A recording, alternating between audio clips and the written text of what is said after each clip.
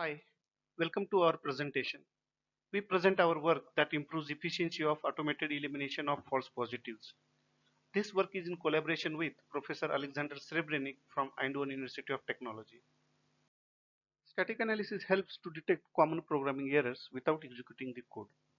However, it is commonly known that static analysis tools generate a large number of alarms.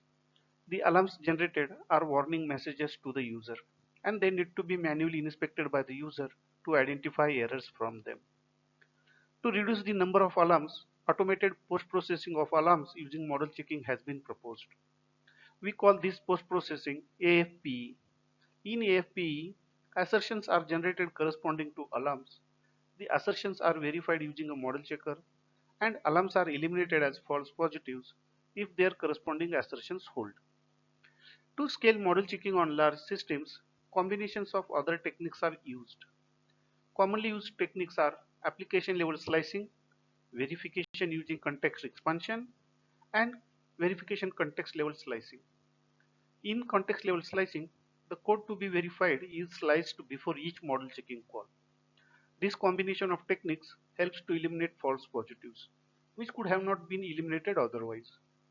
However, this combination results in too many slicing and model checking calls.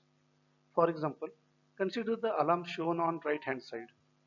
Under the stated assumption, processing this alarm using the combination of techniques results in 4 slicing calls and 3 model checking calls. The time taken by this large number of slicing and model checking calls make AFP time consuming, and it is a major concern during usage of AFP techniques to post-process alarms generated on large systems. To address this problem, based on our observations, we propose two techniques. Our first observation is that when the combination of application level slicing and context level slicing is used, a call made for context level slicing may not necessarily remove some code. That is, some context level slicing calls can be redundant. Based on this observation, we design a sound technique to identify redundant slicing calls. Skipping these redundant calls helps to reduce the time taken by AFP.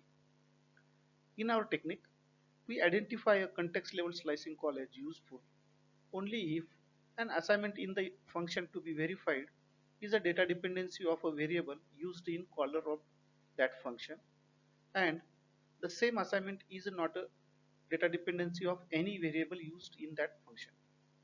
Otherwise, we identify the call as redundant. To efficiently compute redundant calls, we use program dependence graph that is constructed during application level slicing. This technique is currently under evaluation. Our second proposed technique relates to alarms generated on partition code. Code partitioning is a commonly used approach to scale static analysis on very large systems.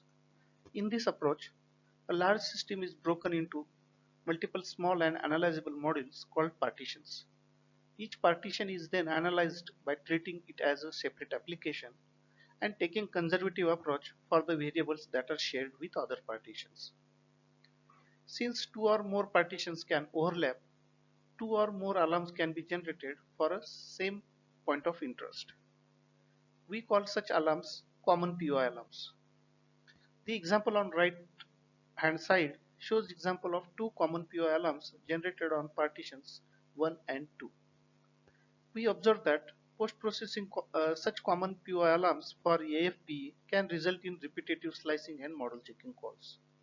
For example, assuming the alarm on partition 1 is processed first, the slicing and model checking calls with bar and foo as the entry functions are repetitive and thus redundant.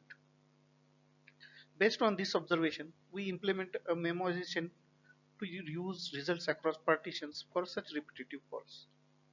The reuse helps to reduce time taken by AFP.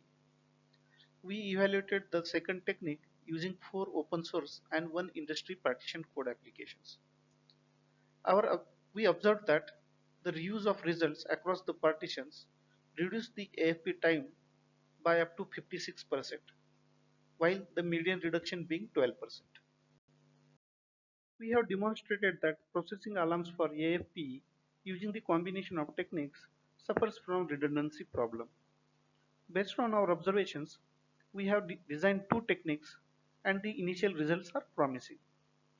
Designing such techniques can help to further reduce the time taken by AFPE. Going forward, we plan to evaluate the two proposed techniques and study the evaluation results.